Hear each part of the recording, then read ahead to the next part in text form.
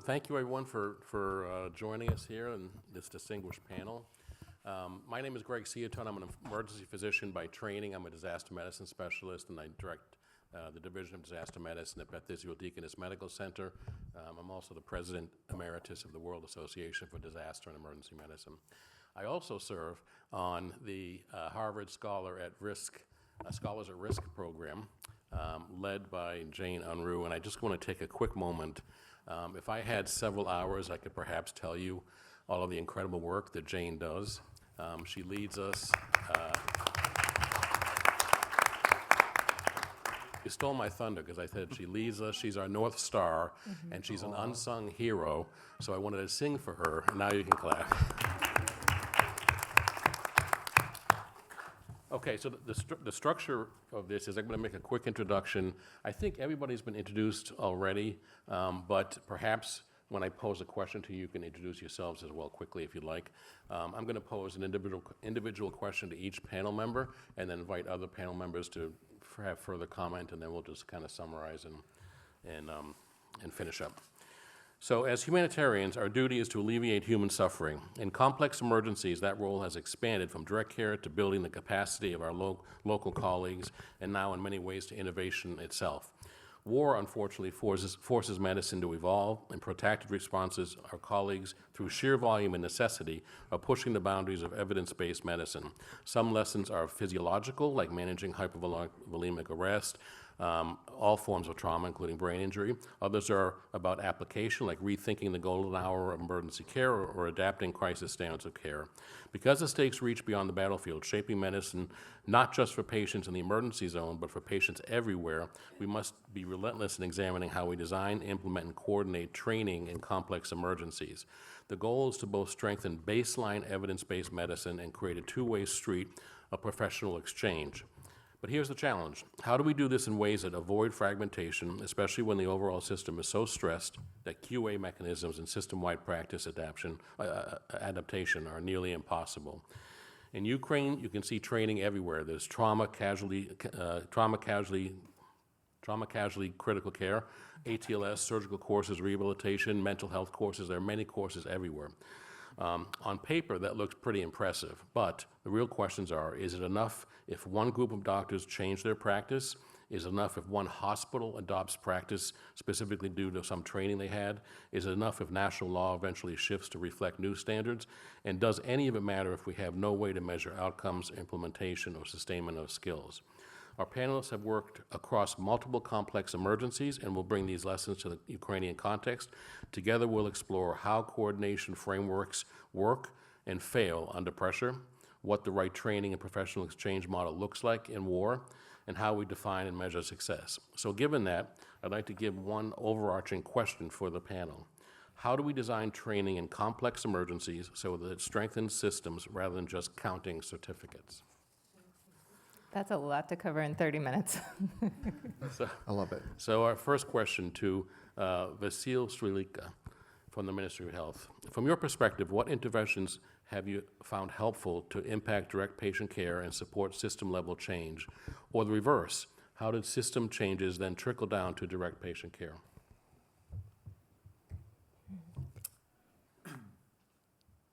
Even one training for one doctor is helpful for us. May I just ask, maybe you can move that a little bit closer, yeah? Excuse me, even one training for one doctor is helpful for us, but if you want from the perspectives of the Ministry of Health, we are interested also in more systemic approach, and we have like power to establish some order or different legislation. If we can establish like obligatory for different facilities, like for Center for Emergency Care or hospitals, like that some person of their staff should receive some training like ETLS, etc. But before we make this like obligatory for them, we should understand that we have in Ukraine capacity, like education capacity, which can train like thousands of people, specialists, for example, like for ATLS or some other trainings. And the second one is funding for this, because if we tell for hospitals that if they want establish like, work with National Health Service, they should have 15 or more percent personal trained with, for example, ATLS. We should understand that they have the places which can provide them these courses. So I ask for more coordination in this area, different organization, plus our capacity to move forward in some trainings. Any other comments?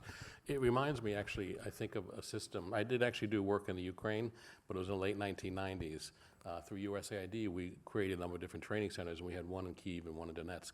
And we used a train-the-trainers model, and also with input from the Ministry of Health. So that kind of coordination and surge capacity by creating trainers, I think, was very successful then, and perhaps can be now. Also, we, as Ministry of Health, we think that in each university should be established training center, and because in JOS it's very well, but if we talk about sustainability, when the training center is in the university, in the future, I think we can fund them through the state budget. I just would a quick comment. I know, but this trainer model, it looks very good on paper, and it looks very good when we talk at the academic conferences and when we talk to donors about that. Trainer model does not work when we train the trainers and leave them alone. The same as I was saying when we were talking about observers, if we just do that, train them and send them back in. The same thing with trainers. We have to have, as we are planning it and we are training the trainers, we have to build into our plans some kind of supporting them, auditing them, making sure that they're doing a good job and not propagating the knowledge that's not accurate, or not propagating it at all because they just don't have a way to do it. So I think that's very important. There has to be. We should understand that this training works in the right place in which we can train other people. Yeah, there has to be a monitoring system, which actually we had in the 90s. We monitored them closely for several years. There's also good research coming out. It's pre-publication research from Natalie Patton out of Belgium about how we learn and process information. And what they found is after training, if you wait 3 months, there's quite a decay in the skill acquisition. And if you wait 1 month to repeat, there's still a decay. But then if you do monthly after that, it can get back to the baseline of learning. But if you wait 3 months, you never get back to that baseline increase in knowledge or like a skill performance that you did before. So yeah, that just goes to show how often we need to repeat things. Yeah, thank you. And then when you implement this into the hospital system, ATLS is great by concept, but it's a team approach. It's an anesthesiologist, it's a trauma surgeon, it's nursing. These are lacking in Ukraine. There's not a trauma surgery specialty. There's not a trauma nursing specialty. There's lots of roadblocks to actually implementing ATLS.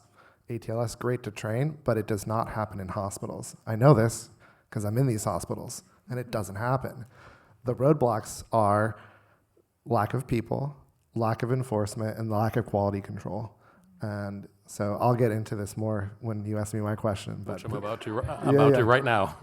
So Dr. Donnelly, as a physician educator who has spent almost 4 years at the bedside in Ukraine, where have you seen wins and where have you seen obstacles? Yeah, so I'll go with wins, and then we'll come back to this. The being at the bedside, that one-on-one individual work has paid dividends, right? We talk about train the trainer, but I like to talk about force multiplying, right? So I'm working with the physicians who are providing the care, overseeing them.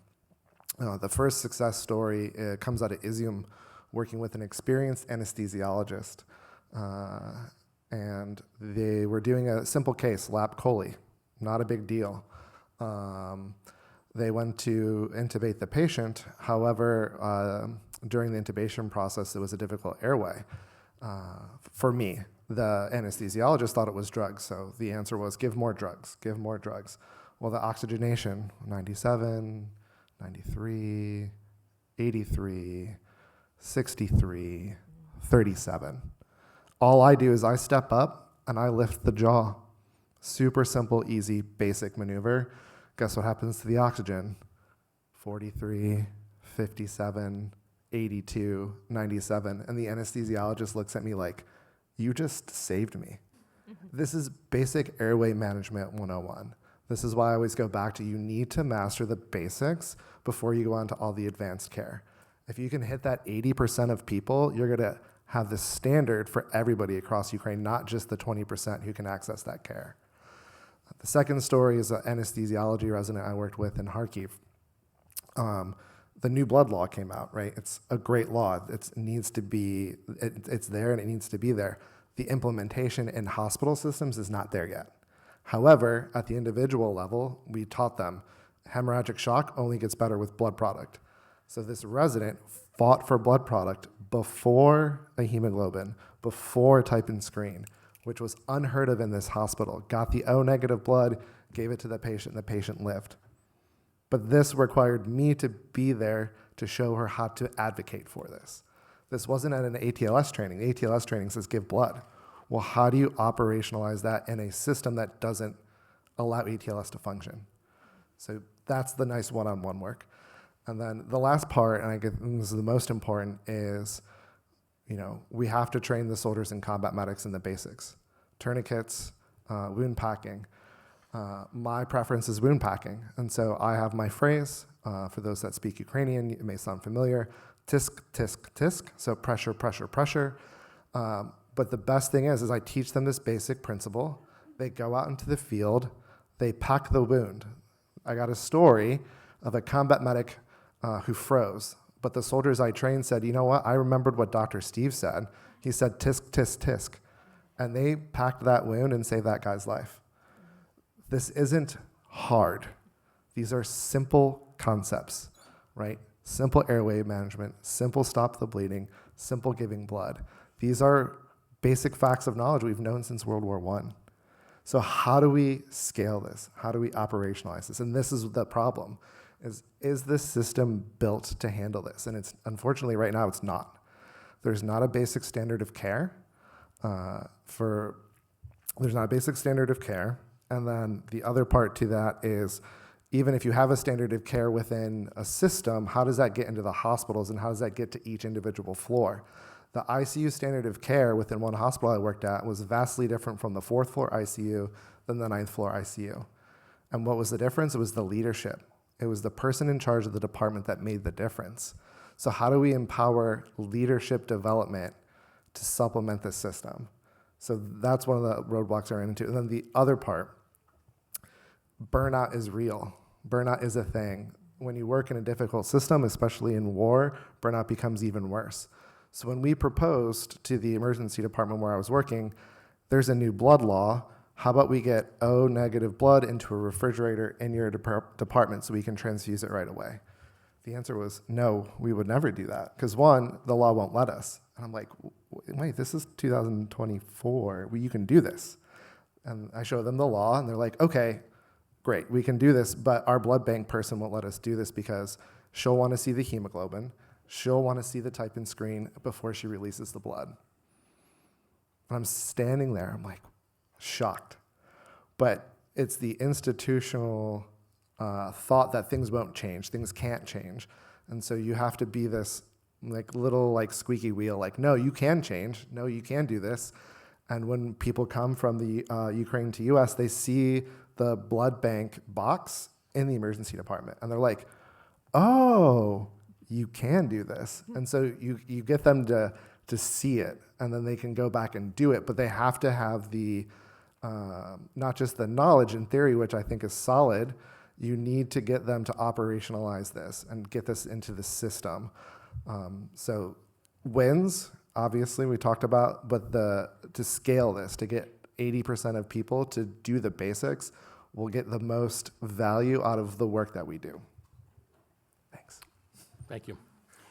Okay, moving on now. Dr. BONVIE, reflecting on the fragmentation in Iraq and Afghanistan and the evolution of home bases model, what observations have you had over the last 10 months working on the Brain Health Project in Ukraine that relate to these systems learning lessons?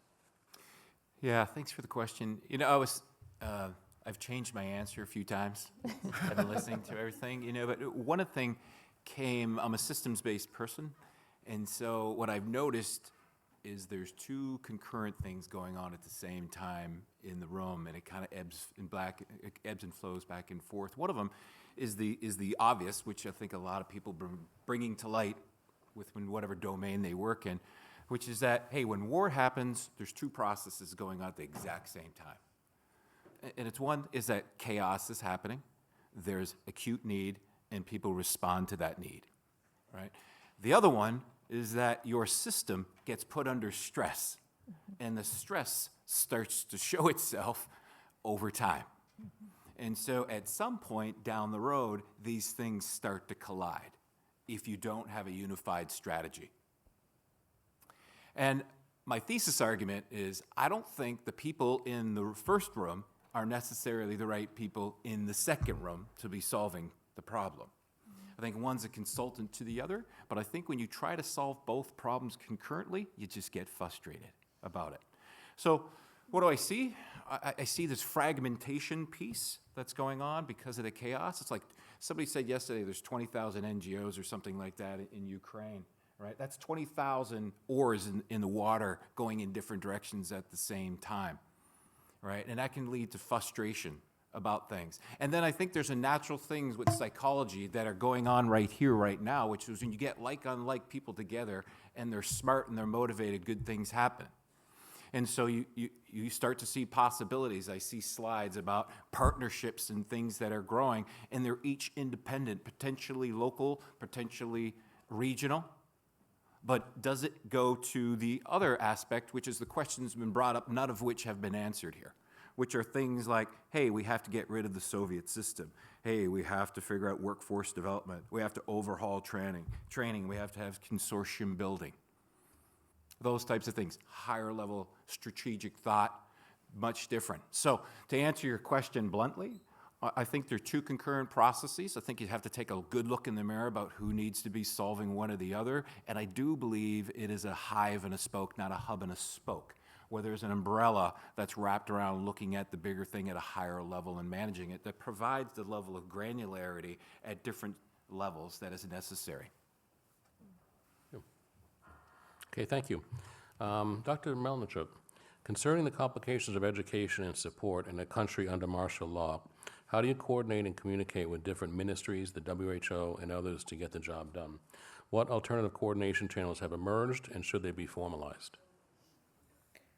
I think I'm probably the wrong person to answer this question. We do a lot of work without coordinating with Ministry of Health or WHO based on the needs on the ground. We speak with physicians, we find the problems, and we try to solve them. We're actually not a large NGO, we're a small NGO, and we are relying a lot on volunteers. So it becomes, other than our big needs assessment work that we did with WHO, the rest of our educational work is a little bit more building from the physician needs, individual hospital needs. And I think we need to have both systems in place. I know it's crowded in Ukraine. There are lots of NGOs working on improving the Ukraine, but there's still not enough. And there is definitely need for collaboration and need for doing things together. But sometimes more efficiently you can do things with the smaller groups. You don't need, I'm now saying what I am going against what I said before, but I think there is a space for both, exactly what Joe said. There is a space for both. There's space for small NGOs, smaller groups trying to do good work in Ukraine, focusing on the individual hospitals and improving their care. And then there is a space for big coordinating effort to improve systems and coordinating with Ministry of Health. And yes, it's crowded in Ukraine, but the needs are huge. And I think we here have to do a better job coordinating, but it's also not fair for Ministry of Health to rely only on Ministry of Health to improve systems in Ukraine. We heard from Daria Kizub in terms of oncology care. Ministry of Health cannot oversee every single area in Ukraine that there is need there. We cannot rely just only on them. Or the same thing with WHO. Everybody is short-staffed, and but one good thing for us would be, like, sometimes what we see, we all work with one hospital in Ukraine. For no offense to Unbroken. When my kids say no offense, I say, when you say that, it's you're offending somebody. So. But Lviv is getting so much attention, which is good. It's good that we are coming to Lviv and working there, but there are cities who are left behind, and maybe we have to think about them a little bit more and finding hospitals in those oblasts where we can work too. So maybe like not coordinating on a WHO or Ministry of Health level, but among ourselves where we are working and how we're working together with those hospitals. Great. Okay. Okay, finally, Ms. Leiner, please discuss global response medicine's dual approach, short courses versus long-term exchange, and please introduce Kirkpatrick framework. How do you measure success when it's difficult to measure outcomes? Okay, so we lean heavily into professional exchange, which it seems like everybody in this room is very heavily invested in. And, it can basically be boiled down to putting smart people in the same room to solve complex problems. We do that in Ukraine, we do that in the United States. And we started that instinctually because we saw that everybody was so overworked, there was a lack of ability to imagine something different. I say that while incredible innovation is also happening in Ukraine at the same time, but that was something we were noticing. And I referenced Natalie Patton's work earlier out of Belgium, and one of the things that she found is when people are under stress, one of the ways they mitigate that is by holding on to the tasks that they know and feeling very firm in that. So if you hold on to what you know, that could be something right or something wrong, but that's kind of your lodestone. So what we found is taking clinicians, first embedding, understanding the system, understanding the challenges, and then taking clinicians out where they can sleep, where they can imagine, where they can be creative again, and just seeing how a different system worked was really the model that we wanted to support. Vasily and I, our group got to work on a very long project with WHO boosting trauma surgery, emergency medicine, and burn care in Ukraine over 18 months, and 2 of those disciplines are not established disciplines.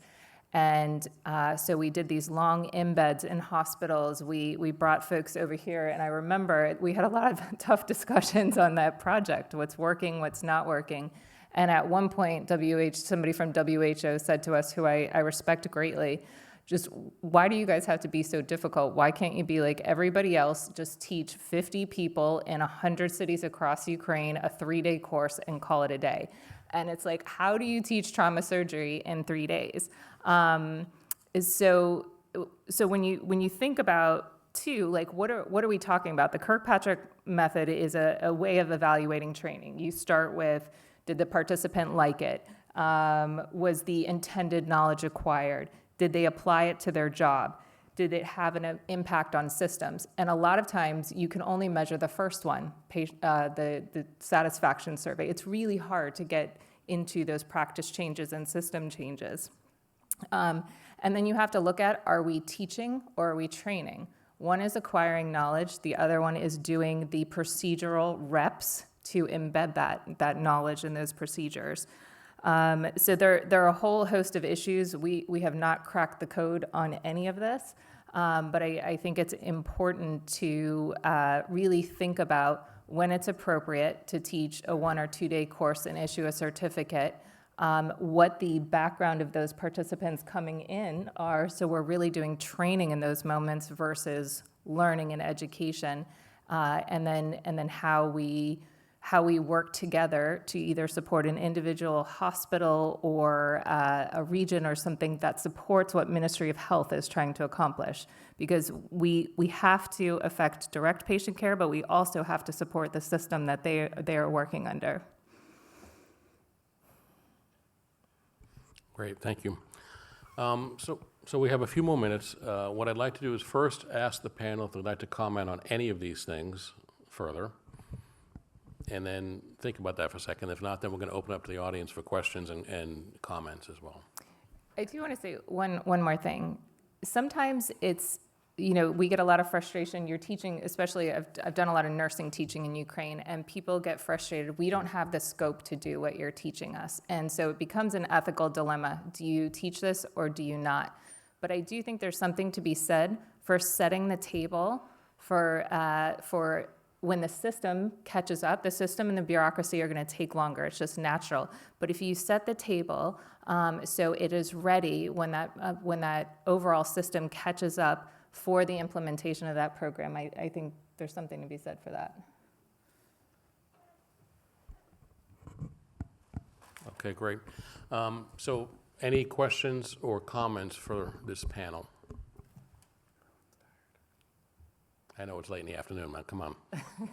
Yes, please. I just have a quick question to follow up to what the previous speaker was just talking about. So, is there a gold standard for assessing effectiveness of training efforts? And whether or not there is a gold standard, is there a way to assess the efforts that have been expended over the last 4 years in Ukraine? Who are the sort of the highest achieving teams that are achieving the best outcomes, however you measure them, in terms of training and increasing capacity in Ukraine, in any area of place, or, whatever people are trying to train. Just like there are 20,000 groups operating in Ukraine, there's 20,000 measurement tools. And what would be really nice if we supported Ministry of Health in using the tool that they would like to use for our training, for their training. And I just want to say, as far as groups doing amazing work, I think Artisans Rescue has been one of the incredible success stories of what you guys have been able to accomplish, starting with direct patient care and medevac transports, and then building an entire critical care transport curriculum that's now being taught all over Ukraine. Yeah, so just really quick, one of the other jobs I hold is the program director for Artisans Rescue Ukraine. It's a critical care transport group. The critical care transfer medicine is not an established medical specialty in Ukraine. There were no rules in place when this happened. So when the big war started, a group of international paramedics, critical care medicine transfer specialists got together and literally wrote the Ukrainian book on how to do critical care transfer. Not only did they write the book, we implemented a training program, an internship program, and a clinical care program that we still continue today. And so I think this should be the gold standard, where you take people, you train them to be trainers, you take them into the clinical sphere to make sure they know what to do, and then you continue to follow that work up. And so we've been able to successfully do that now throughout 23, 24, and 25 to expand to neonatology critical care transfers, pediatric critical care transfers, adult and burn care transfers. And so we average anywhere between 100 to 120 transfers. And we're not talking a 2 or 3 hour transfer. We're talking 16, 18, 20 hour transfers of an intubated, vasopressor sedated patient. So these are quite complicated patients, but we cracked the code of, we establish the standard, we teach the standard, we have quality controls in place, and we're able to then continue to provide this clinically. And this is all now Ukrainian run. I'm just there, help to write the reports in English. Maybe I could say real quickly, I think, in my opinion, measuring effectiveness of training programs like this is difficult on a good day. The typical pre and post testing, that's great, but really what you should be measuring is retention over time, so you come back and see what the retention is, and really what you should be doing is trying to see actual impact in patient care. Are the numbers going up, going in the right way? Of course, some of that would be best if you collected pre-intervention data, which you very often can't. Now, you put all that in the context of disaster or conflict, and it makes it exceedingly difficult. Yeah. Not unachievable, but difficult. Since there are some successes, I wonder if there's a way to operationalize that approach and say it doesn't matter what you're trying to teach. This is one way to teach it, and then people can learn. In my area, I can try some of this stuff. So it's about how do you teach to teach. I mean, you have to also imagine the 800 plus hospitals and the 800 different ways, and then the 8 times however many floors average a hospital in Ukraine of doing something. That's an incredibly large hill to climb, and we started it in a war. And so it's incredibly even harder to get through all this. But these are the goals we should set for ourselves. If we can't take care of the people that are defending Ukraine, we have failed. And to do that, you need to set a standard, you need to enforce the standard, you need to measure the standard, and make sure that the outcomes are being achieved that you need to. Great. Just a question then for Minister Ben. What will be your priority of standardization, sort of, when this is over or even during it? Like, where are going to be the areas to really zone in on first to sort of do get some of that standardization so you don't have something happening differently on, different floors of the hospital? Like, in Canada we rely on something called Accreditation Canada, where we all have to go through every hospital has to be accredited to a certain standard. So where do you think the priorities will be for Ukraine? And then, of course, how can we help? No, it isn't. Nightmares.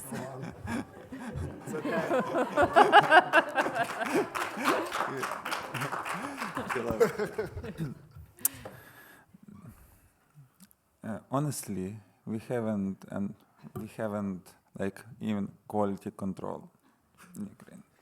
You know this. If we talk about, for example, infection control, which we talked more yesterday, so we have a good legislation, a good order, which totally comply with international standard, but we cannot like go in each hospital and change the behavior each doctors, nurses, etc. We like sometimes people even doesn't wash the hands between different patients, and for us we should start from the simple things about some things we talked today and yesterday. And if we talk about some standardization, yesterday we saw the picture when on the different level of care, pre-hospital, hospital, and rehabilitation, already translated some education materials. The such approach, we should work in each area. For us, very critical is pre-hospital level, because even we fail in this stage, doesn't matter how we have which achievement in rehabilitation, because patient died before hospital. So in the pre-hospital level, for example, transfer critical care patient is very important for us, but let's establish the courses which are already certificate. It's when we saw that this in some center of medicine or emergency care, 100% of staff will be certified. Some international courses, we understood that they provide appropriate care and they save the lives of patients. The next step is the hospital level, also from emergency. ATLS, ETC, we have in the previous year, we started already with WHO, with European trauma course, is team approach. Because I understand you, when you talk about ATLS, ETC, more about team approach. We also plan scale up this training. Yeah, there's a WHO-funded program right now in Kharkiv with 3 hospitals that are trying to actually implement ATLS and ERC into their actual emergency departments. Amazing. So let's start from the simple things, and when we achieve some person for all countries that we understood that people have certificates from different training which is appropriate for their level, we can move forward with more complex requirements for standardization. Yes, please.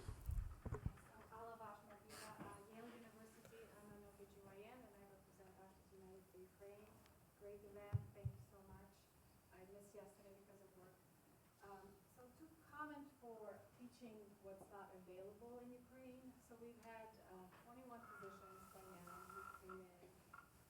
OBGYN, one, well, we had 4 OBGYNs, so I'll stick to OBGYNs. One of them is from Zaporizhia, needless to say, everybody knows where it is. And this doctor, Zhenya Polyakova, she saw genetic amniocentesis at Yale, which is not available in Zaporizhia. It was only done and is done in Kiev.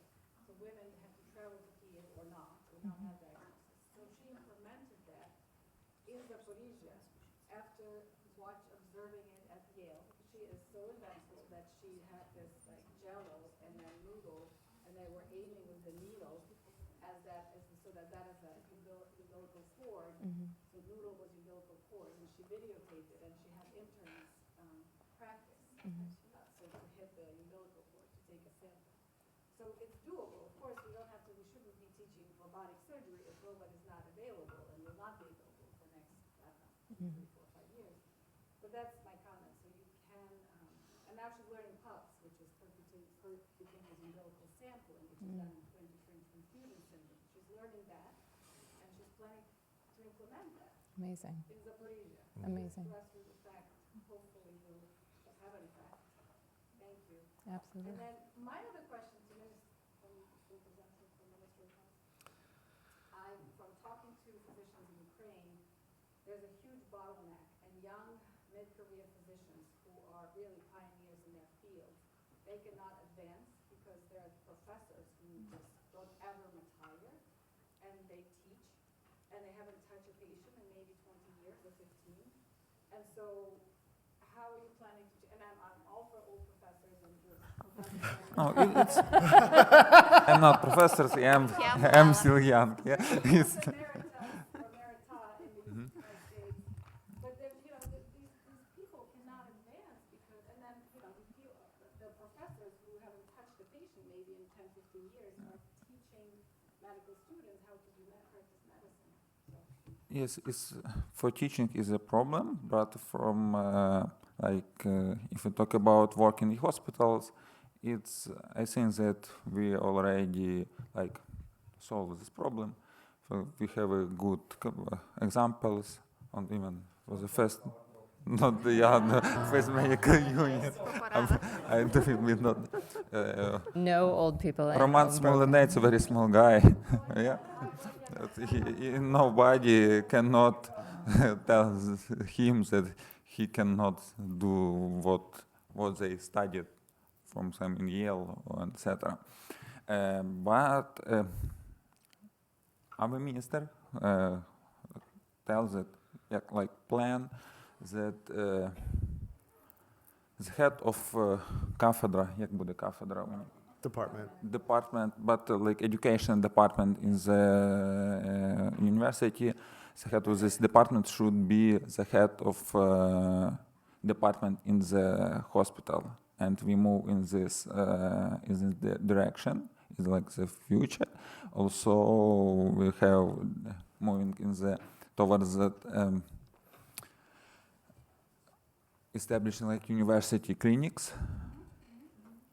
And we plan that professors and the head of educational department is department in the hospital will be one person, the same person, and we solve that professors 20 years and didn't solve the patient. I think with that, what I keep hearing is that there's kind of the two-track mind, right? You have to take care of both sides. You have to take care of those that have established themselves because they're not going anywhere. They need a job, they have a family, they have a lifestyle, and then you have the youth who want to change things. So how do you leverage both of those? And that is something I haven't cracked yet. I've been trying to. It's great to hear that these are coming down the pipeline, that they're going to find a way to make this happen. But the same reform that needs to happen in hospitals to institute the basics to a systems level also need to happen in medical education. So you need to go back and you need to hopefully look at the medical admission process, the medical university process, the residency process, and make sure that medical schools are actually teaching what they're saying they're teaching, that residencies are actually teaching what residencies are teaching, so that when they get their certificate at the end of residency, it actually means something. It's not just a piece of paper anymore. Great. Well, I think we're out of time. I'd like to thank the audience, but I'd also like to thank our distinguished panel for this conversation. This is a tremendously complicated, multi-variable problem. We're probably not going to solve it tomorrow, next week, or next month, but conversations like this is the way to get to the solution. So thank you so much, and it's been a pleasure. Thanks, guys.